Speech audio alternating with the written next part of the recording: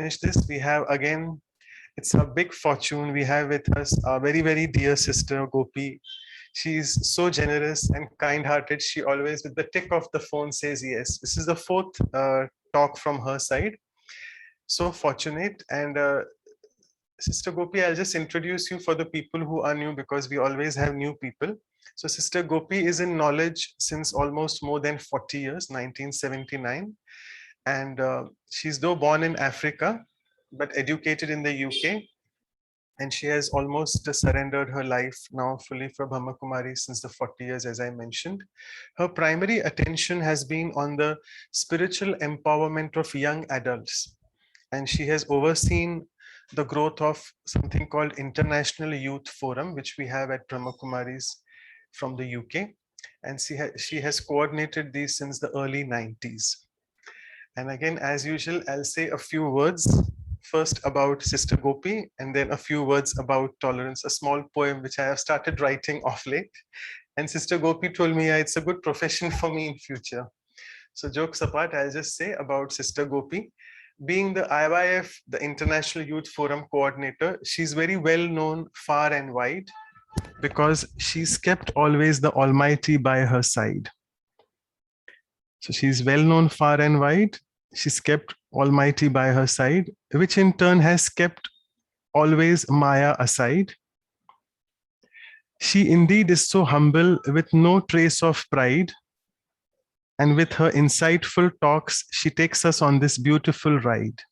No pride, takes us on a beautiful ride and helps all the souls to take their own stride, but still giving them directions as a helpful guide.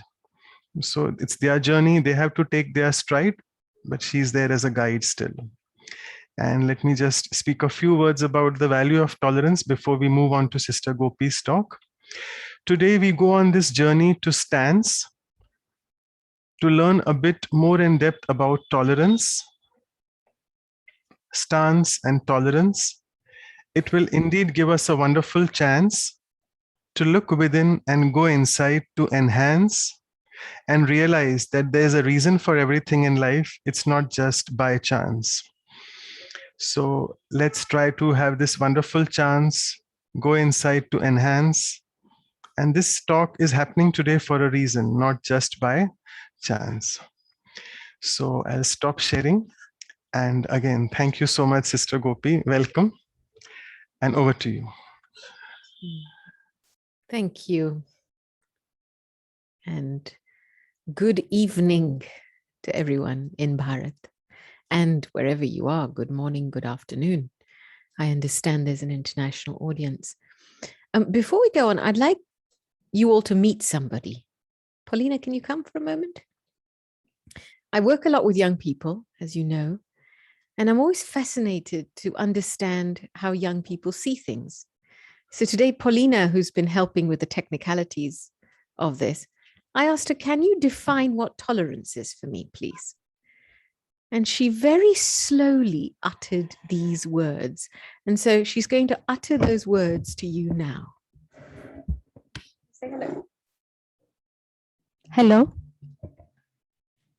So, tolerance is the willingness to expand and fill your heart with love and good wishes at the moment you dislike or you don't agree with something, you disagree with something. The right way of,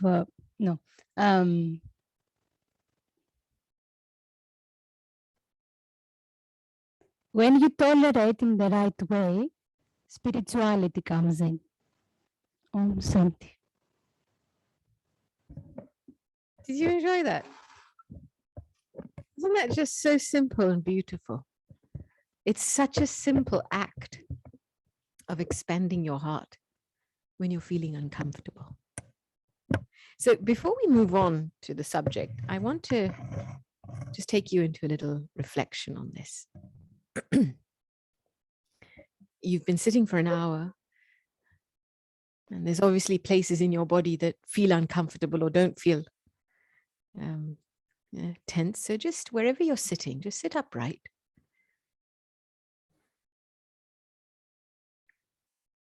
And just scan your body for a few moments.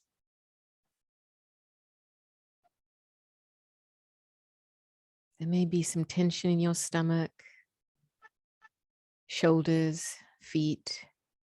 Find a spot in your body that feels comfortable.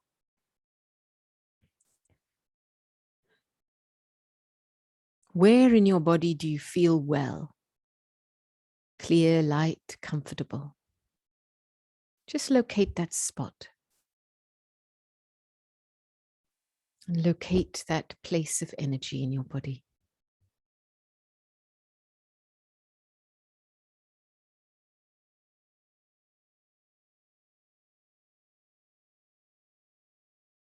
Now, wherever that spot is located, that energy of comfort,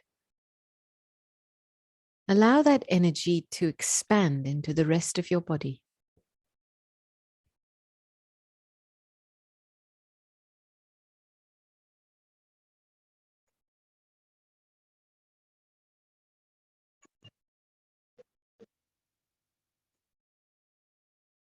So if the comfortable spot is your heart, and let the comfortable energy, whatever energy is there that you're comfortable with it, let that expand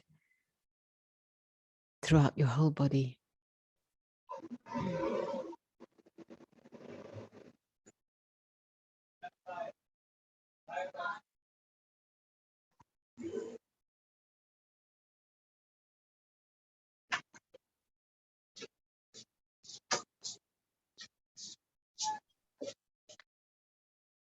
And as the comfort level grows in your body, just feel the dis-ease disappear. And as you breathe in and breathe out,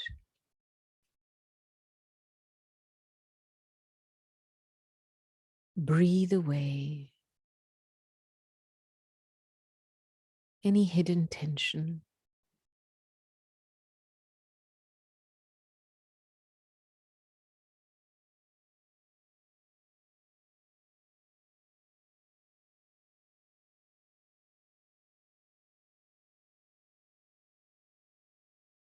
And wherever you're sitting, imagine your feet are going into the ground like deep roots of a tree. And the rest of your body is stretching up as a big tree.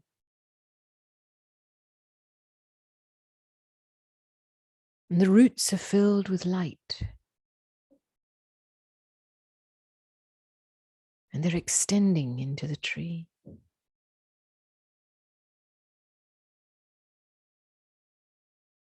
And it doesn't matter if there's places in the tree that are unwell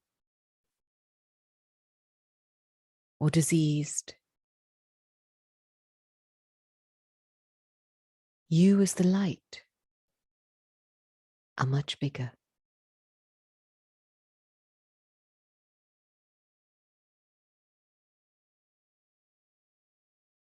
Allow your being to be light.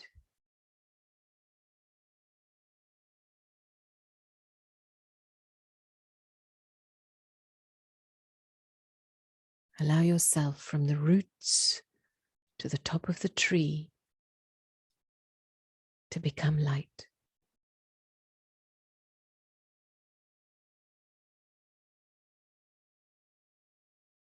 And as the light grows,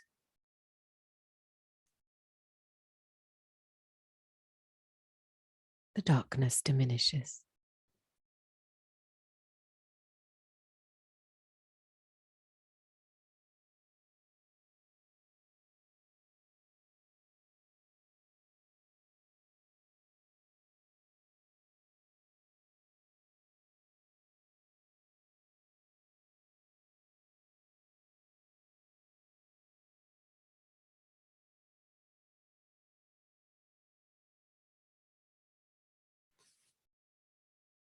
Om Shanti.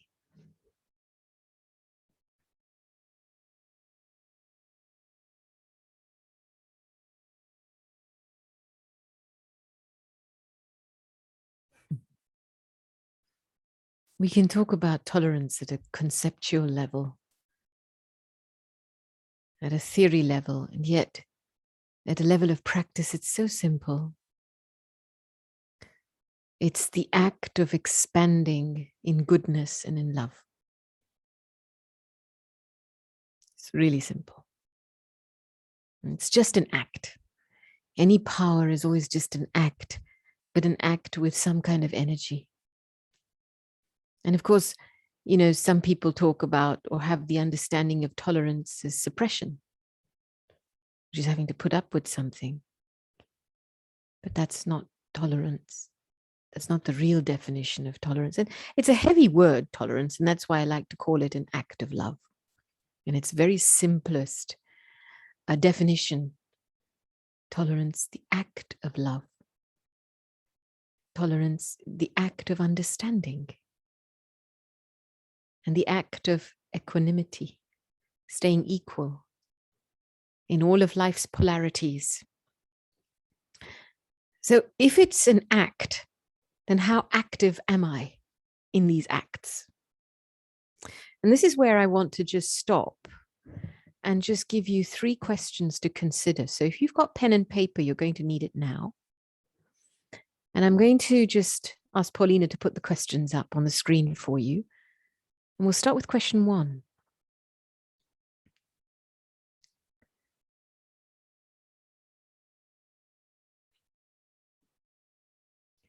If tolerance is an act of love,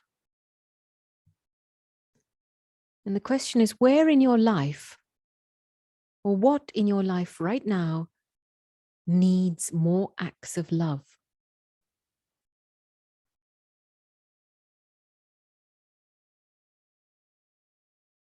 If tolerance is an act of love, where in your life, or what in your life needs more acts of love?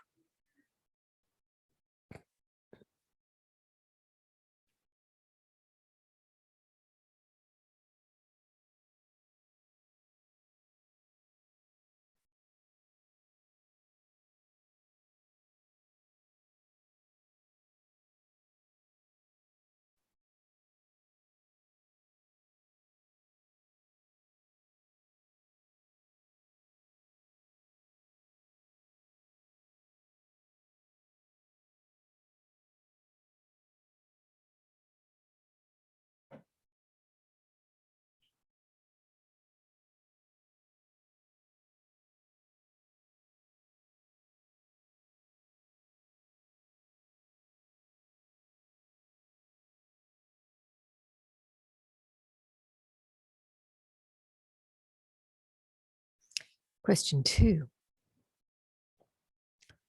If tolerance is an act of understanding,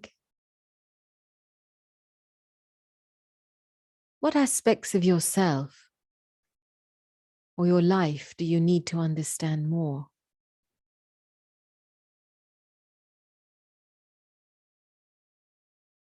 And try and narrow into something.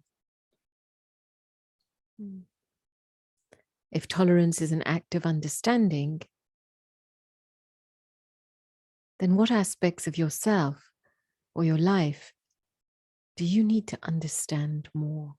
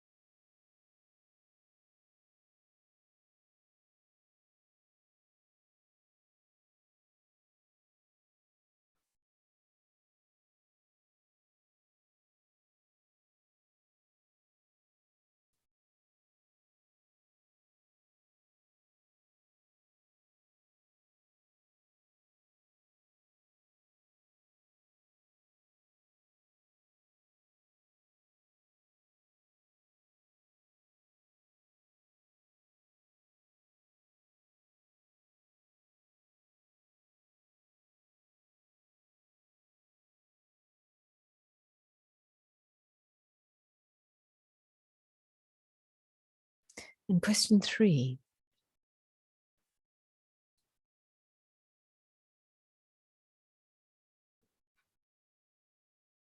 If tolerance is an act of equanimity, i.e., staying equal in praise and defamation, victory and defeat, then in what aspects of your life do you need more balance?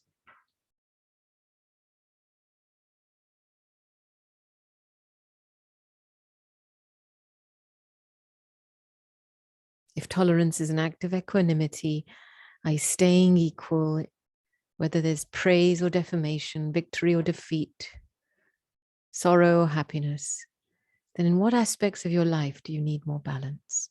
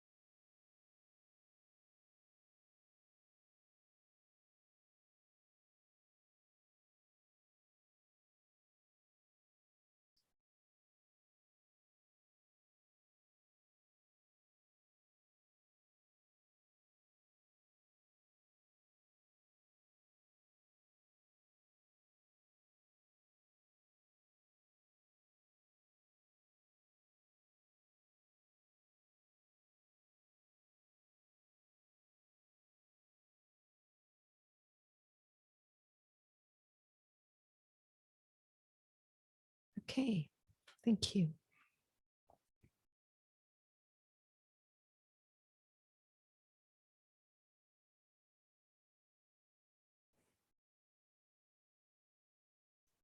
I hope some of the responses to these questions will have given you an opportunity to hone in on your own act and what you need to strengthen in your own act, because that's the only thing we can ever do in the face of adversity. Many times, when we're faced with something big in front of us, it feels big only because we feel little. That's the secret, actually, because when you feel big, then everything else feels little. I remember sharing with Daddy a beautiful dream I had many years ago. And in this dream, Maya, the whole subject of illusion, and she took on the form of this, demonic temptress. And she came in front of me with her hands on her hips and she says, "So you think you can conquer me?" And I was this little. And I said, "Well, no, I don't think I can, but I know someone who can." And I think for me, that was so symbolic, because so much of our sense of self-respect is often derived from our achievements, our external achievements, perhaps our external relations, perhaps what we've done, accomplished in our lives. And I've found that when my self-respect is linked with God and is linked with that relationship and who I'm in relationship with spiritually, then suddenly I can be myself. It's okay to be with flaws and with weaknesses. I don't have to be perfect because I have backup. And this is what I saw in Daddy Janki incredibly. Here is somebody that's a giant spiritual leader, and yet has this ability to be a child and a master, because her complete sense of self, she let herself be defined through God's eyes, through God's presence, and in relationship with God. And, I think it was an effort she made And most of us, when I think about it, we've got our plugs put into different sockets. So we do love God, but I have this identity too. And for Daddy, I think because her self-respect was, she let herself be defined through her relationship with God, she actually became immune. She developed a spiritual immunity to negativity because she developed a spiritual immunity to the polarities of everyday life. You know, somebody poking at her weakness, saying, Daddy, you're a bit like this. Okay, hand it up, come back down, say sorry, do what you need to do, move on. And nothing was ever taken personally because there was no ego to sustain. When you live in your pure ego, then how can you be insulted? You only feel insulted when something's touched the false identity that we've built for ourselves. So I feel that the subject of tolerance is rooted deeply in the sense of self. And of course, it has a very deep connection with love. And then that's why the foundation of an act of love, you know, speaking kindly to someone, an act of love, making the effort to focus your vision on what's beautiful about somebody, an act of love. Focusing on what's beautiful about yourself and expanding that is an act of love. So it's just expansions of nuggets of goodness. And, you know, I don't think of myself as a tolerant person, but I asked somebody today, could you define tolerance for me? And they said, Gopi. And I said, oh, really? And I realized that what do I do that I suppose makes me appear tolerant is that I have a very strict discipline of not focusing on anything negative. So if it's an interaction and someone's troubled and someone's coming up into me, I listen, but I'll look for the nugget and I'll bring the nugget out and I'll give the nugget. I'll expand the nugget. I won't expand the detail of the story and the trauma of the story, but I'm going to look for the nugget that they can work with and that I can work with that feels good right now. That's why I started with the activity of scanning your body. And even if your body is uncomfortable, there is always a part in your body that's comfortable. Focus in on that part, tune in on it and expand that feeling so it encompasses your body. It's the same in spirit. You know, don't focus on the bit that's discomfort, because the moment your attention goes there, that's where the energy flows. And that's what then takes power and takes hold over you. So, you know, we have people in our lives. And of course, there are people that always press different buttons. But just for a moment, in your consciousness, wherever you are sitting now, just imagine there's a room behind your eyes, and it's the room of your mind. And it's an open space where you can design it how you wish. It's your private space.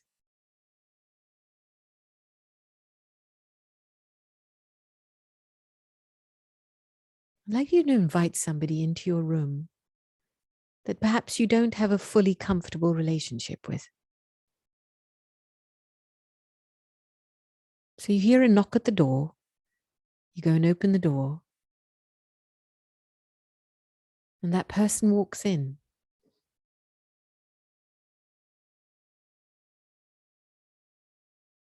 They've walked into your clean space. And of course, you're not going to be rude to them. You're just going to invite them to sit down. Let them relax on the sofa or couch, and you sit down opposite them.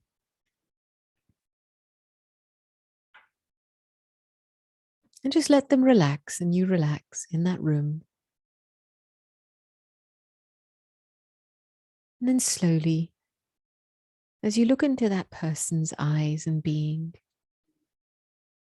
what do you notice is beautiful about them?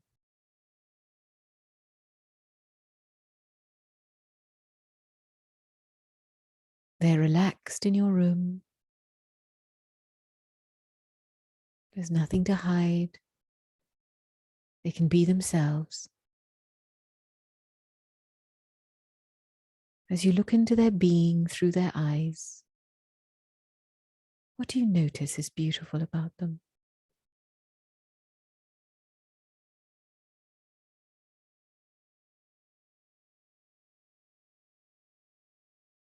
Now visualize them in the fullness of that beauty, whatever that quality may be. Just see the light of that beauty and quality encompass them.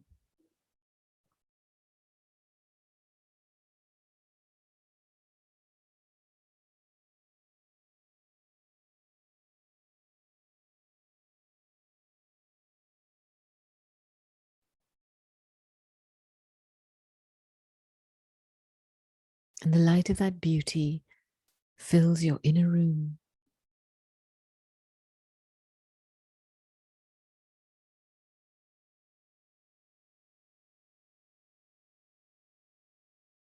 And it becomes your gift.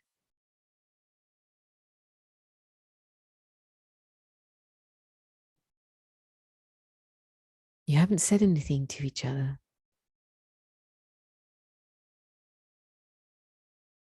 But as you see their beauty,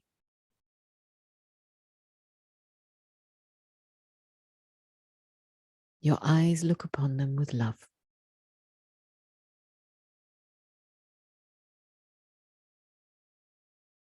And they're so satisfied and happy in your company.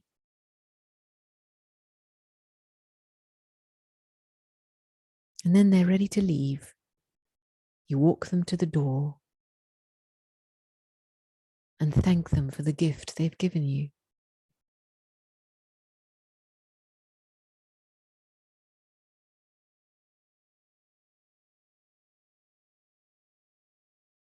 You close the door and you're back in your room alone, but with an added vibration.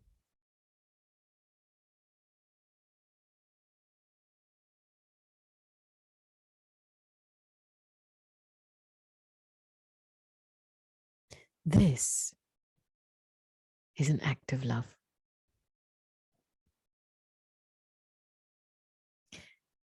When we have said things to people that are not in line with who we are, we've spoken in anger, we've reacted, or we've done something that's caused somebody sorrow, we've taken sorrow, we've created perhaps a negative imprint of that person in our minds. And that's all we can see is the rubbish that's in them or the rubbish they've given us. And if that's all the intellect sees inside, then that's the first blockage that doesn't allow my love to come out. You know, I remember many years ago on the field of service, many things happen. And of course, you don't always see eye to eye with people.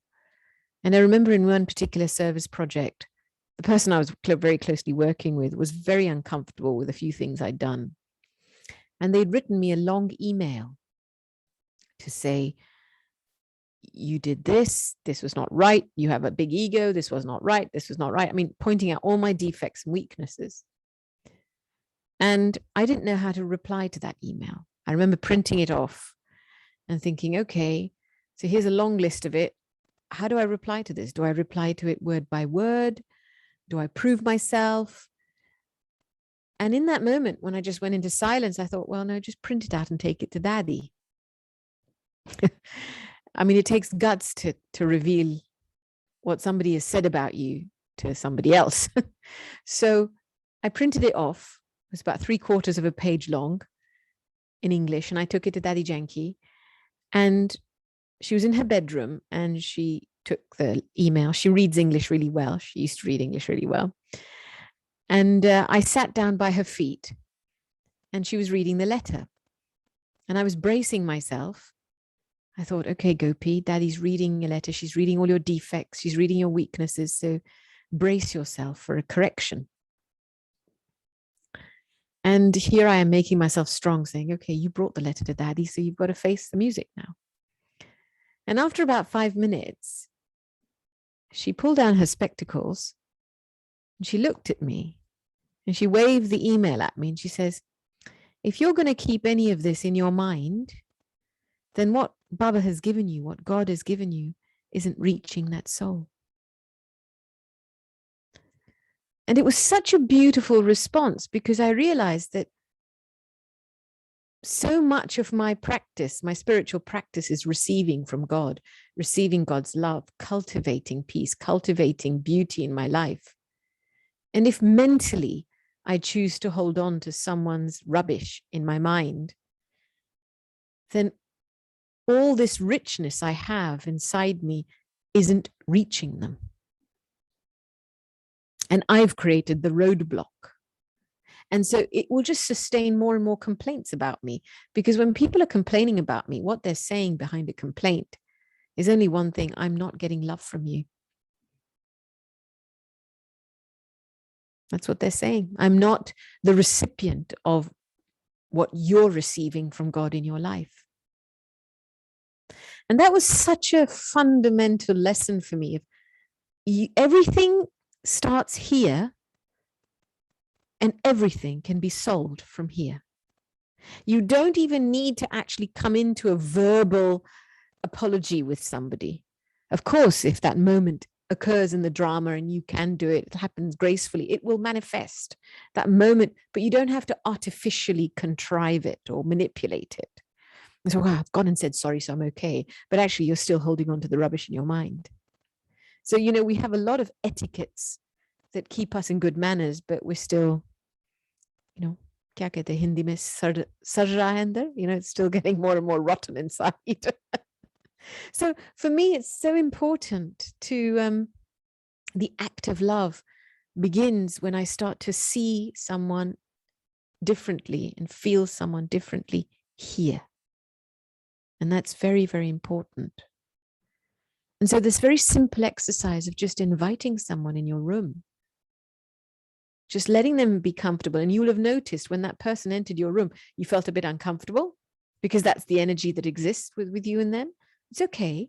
Just let them relax in a chair. You relax a bit and then just take your time to see the goodness and expand that vision so the goodness fills them. And that's the choice you make when you engage with them. And what you're saying is, I'm not going to engage with your rubbish. This is how I see you, and this is what I'm going to engage with. That's tolerance. That's why they experience you to be tolerant.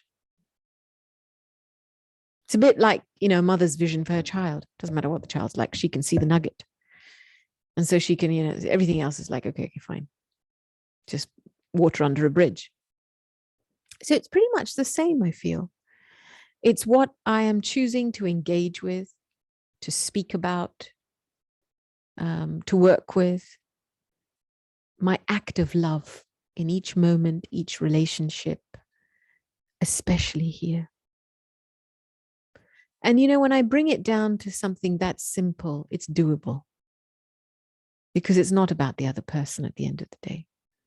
It's about my act of love.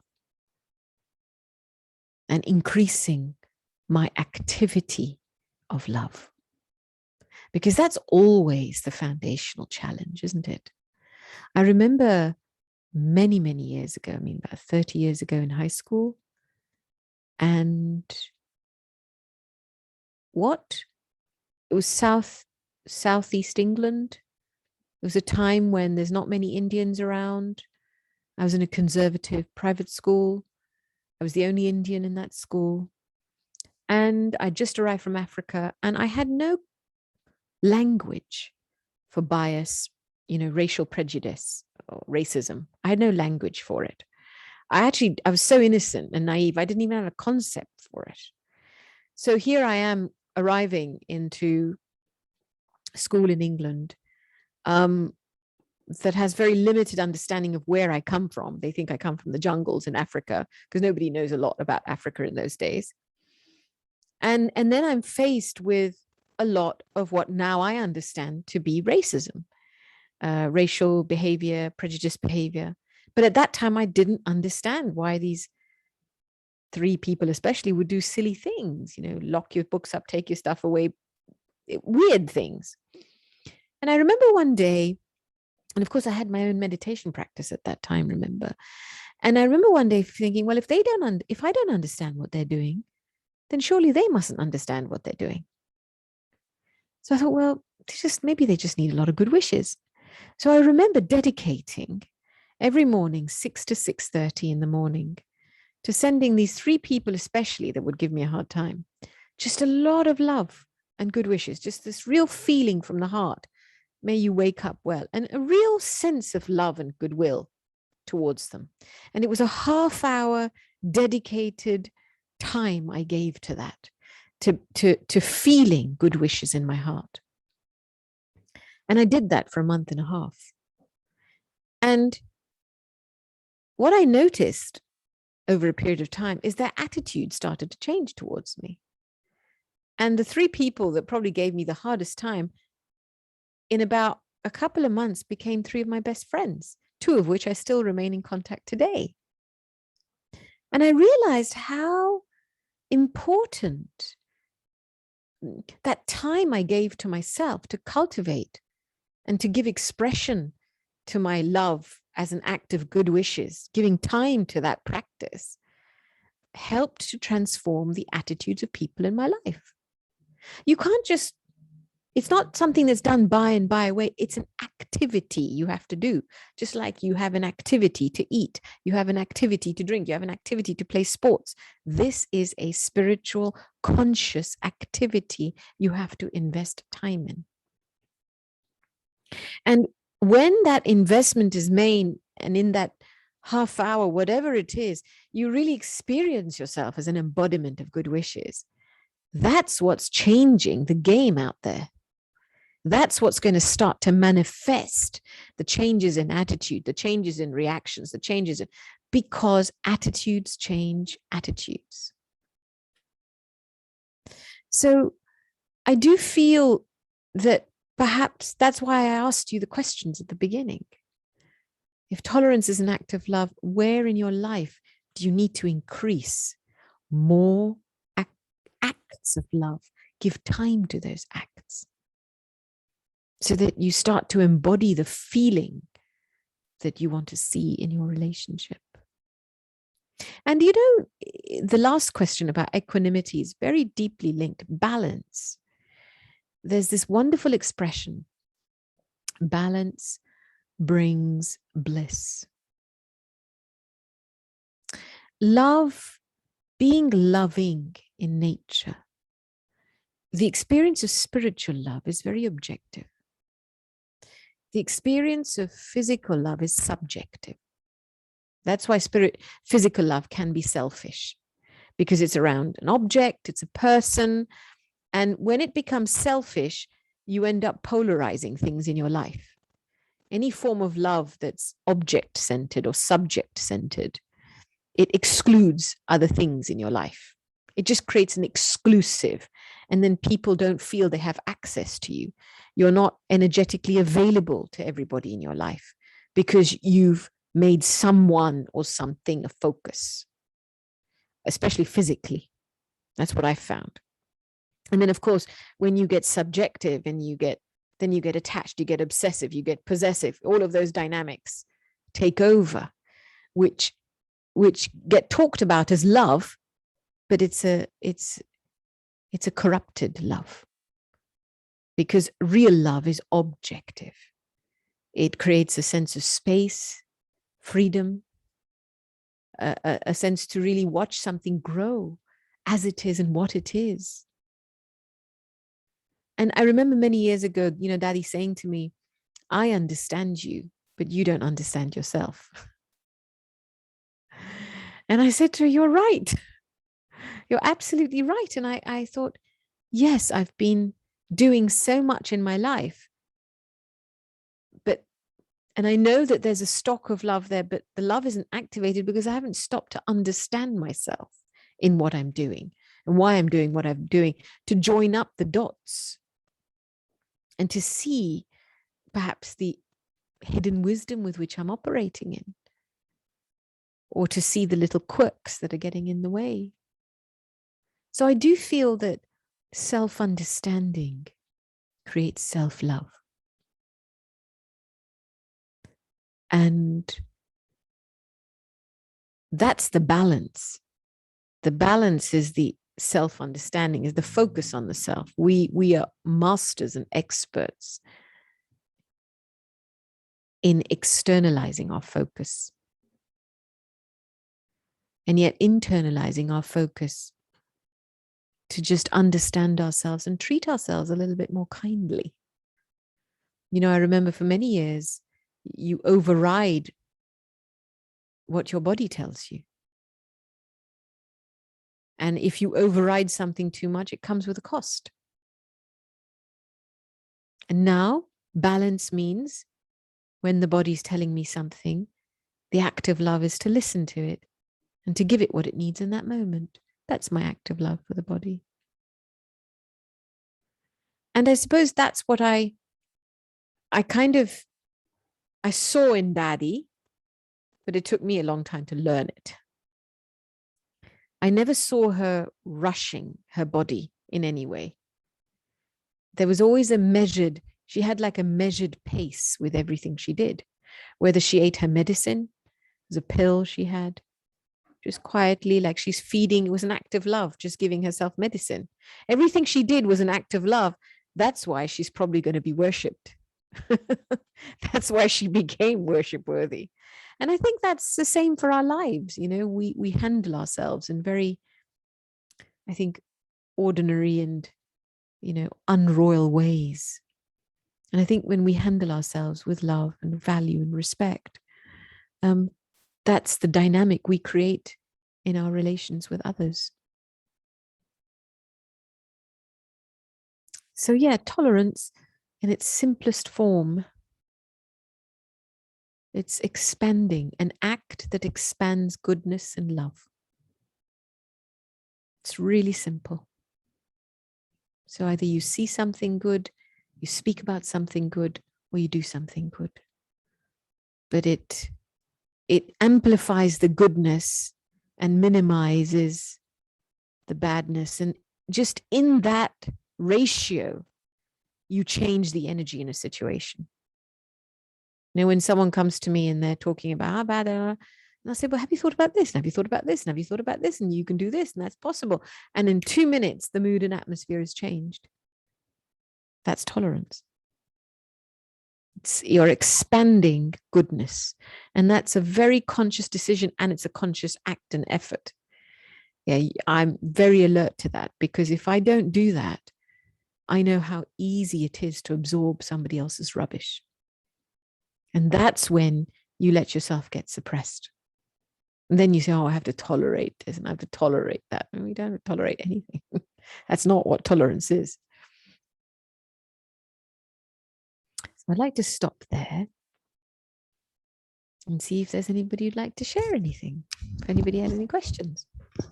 Yes, fantastic. As usual, your perspectives are really mind-blowing. And thank you for taking us in a very workshop mode today with those 3 questions, which set the tone of the talk, actually. And there's one question which a sister was asking. I'll just read it out for you, that where does tolerance end and where does self-respect begin? I'll just clarify it one more time. She's explaining that where must one stop tolerating quietly and start speaking for oneself? So the question is not about tolerance. The question is about communication. I think that's what it sounds like to me. It's like communicating how you feel and what you can do and what you can't do. That's the challenge for most people. Most people know what they want, but the communication piece is that. And I don't think it's a question of tolerance is the energy of love. It's an act of self-respect. It's an act of self-respect to be loving. It's an act of self-respect to be kind and compassionate. And you're not doing that because of someone. It is who you are. So it doesn't end because it's who you are. Do you end? No, you don't. However, the challenge in relationships is always managing expectations. And managing expectations requires good communication. I can do this, I can't do this. I feel comfortable doing this, I don't feel comfortable doing this. Where you can honestly communicate. And when I say honestly communicate, you're always talking about how you feel in what is happening. That's honest communication. Dishonest communication is blame. When you start to say, well, it's the situation like this and this and this, and that's why I feel like this. No. Honest communication is, well, this is what I'm feeling rather uncomfortable right now. And for me to feel comfortable, this is what would be important for me. That's honest. So there's no aspect of blame in your communication, but it's very clear. You're being clear about how you feel, and you're also being clear about how you want to feel and how you want the relationship to be. And I think that automatically starts elevating the frequency of your relationship and just puts expectation to one side, because we feed those expectations. Maybe our previous behavior has fed those expectations. Because, you know, let me tell you, people are exceedingly good at people pleasing. You know, we want to please people. And what we don't realize that in the mode of people pleasing, we're feeding someone's weakness, because people pleasing means, well, if they're happy, then I'll be happy. But tolerance starts when, well, I'm happy. This is making me uncomfortable. I'd like us to be happy in this. What's going to help? You can't put your stuff to one side to make someone else happy. You know, every person's happiness is their own decision and their own effort. We talk about making people happy, but the reality is you can influence with your happiness. That's what makes someone happy. That's all you can do. You can only influence with your happiness. Right. Wonderful. Lovely deliberation, as always. And I would personally thank you for the 4 sessions which you have given. I'll be approaching you soon again. And I'll just request Dr. Ashok Mehta, who's also joined us, Dr. Mehta, to propose the vote of thanks to Sister Gopi, please. Yeah. Over to you, Dr. Mehta.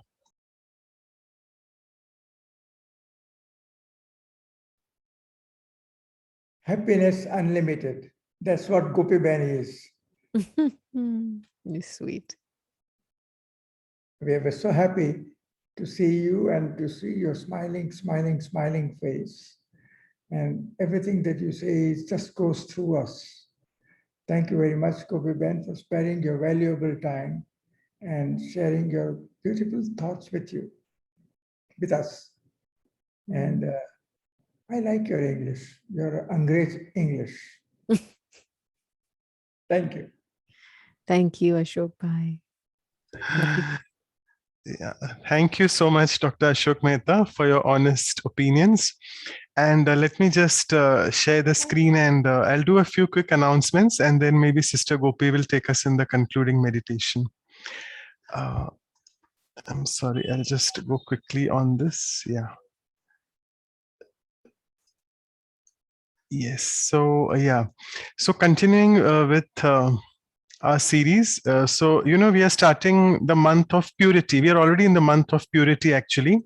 And I'll tell you why we say this as the month of purity. So we have our next episode on purity. We have with us our very own national coordinator of Canada, Brother Eric. All of you have met him in many of our series now. And at the same time, we'll be keeping you posted with the invitations.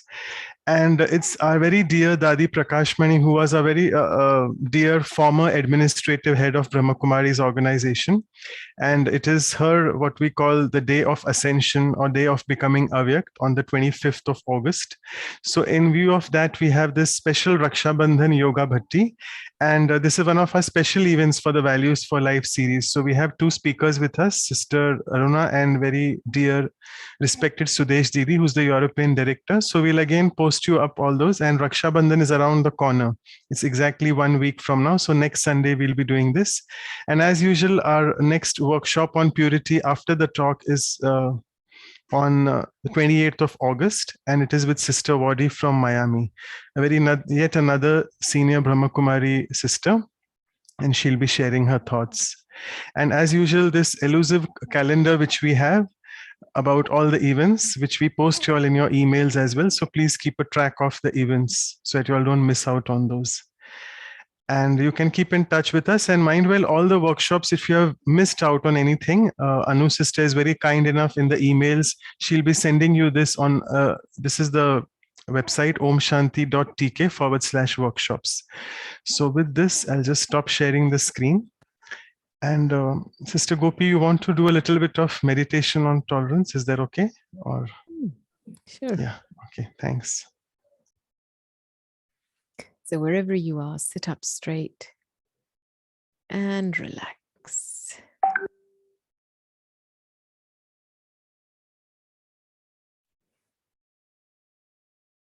Just allow yourself to take a couple of deep breaths in and out. And become present in this moment now.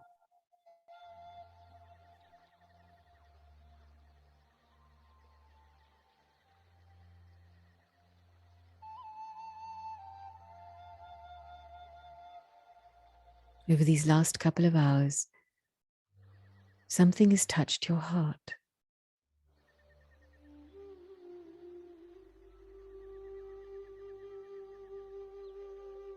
Just focus on that feeling. What has touched your heart?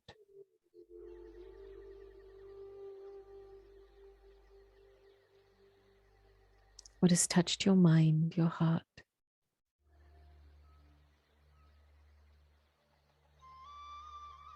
You opened up a feeling, a pure feeling inside.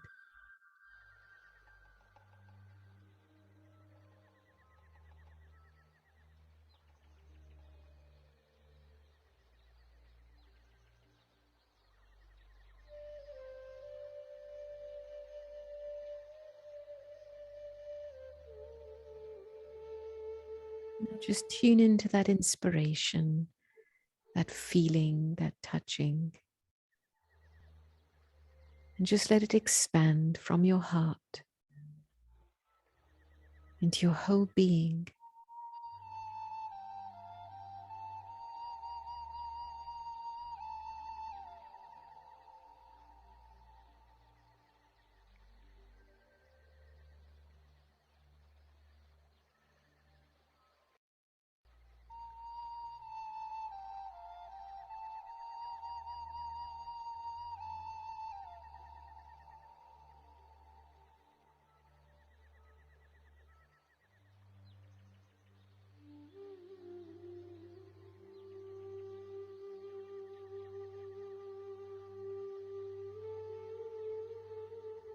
Tolerance is when we access that deity inside.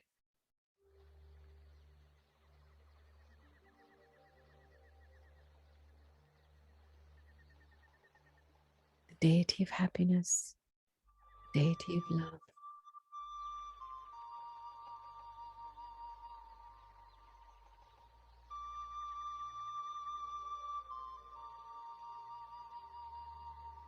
The deity of goodwill.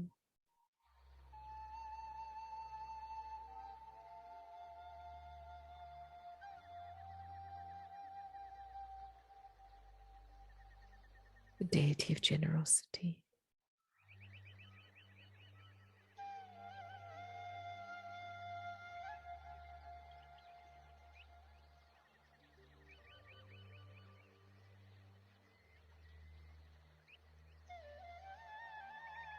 As this deity wakes up,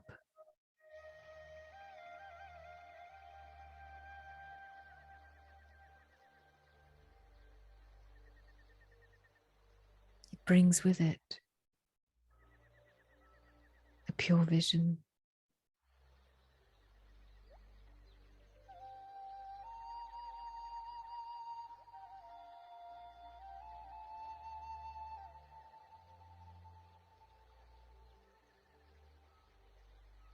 and that deity is the doorway to a new world.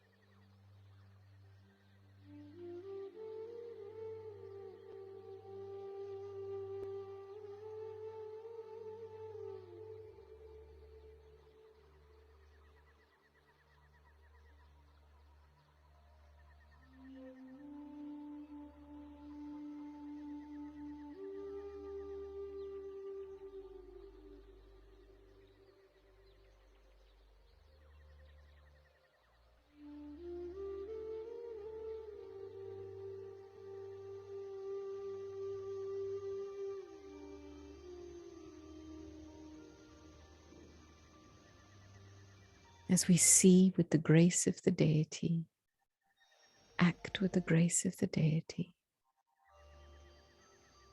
we are naturally tolerant in our lives.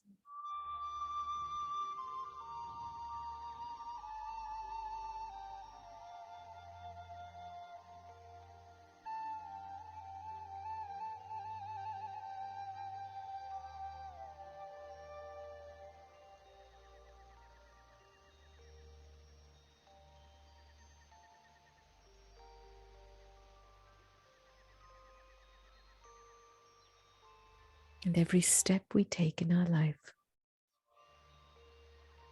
is an act of pure love.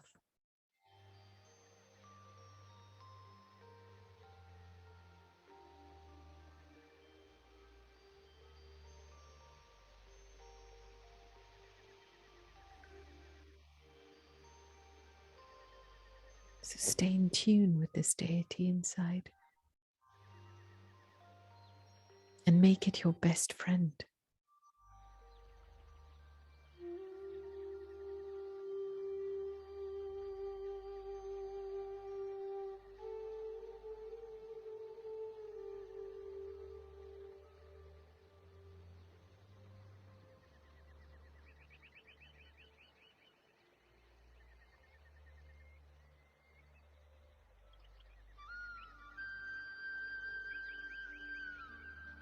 Om Shanti.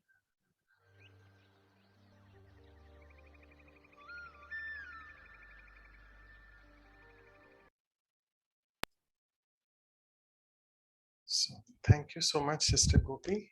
And Anu, Sister, any last comments you have? Yeah. Definitely. Thank you so much, Gopi sister. We can't thank you enough. Deep within how we wake up to the reality through your classes and sharing. So today, definitely, again, we would like to not miss to take this snapshot and remember this moment. So I'll request everybody to open up with your videos. Of course, bringing that act of pure love for everyone. And what I'm taking is that it is for everyone because it's our choice. We don't end, our act of love doesn't end when difficult situation or people come as difficult to our life. So that's the taking home. Everybody opened up. Mostly everybody opened up. So this is the moment. Let's spread the love now. Just give me 1 second. There are 3 pages. Quickly, I'll take.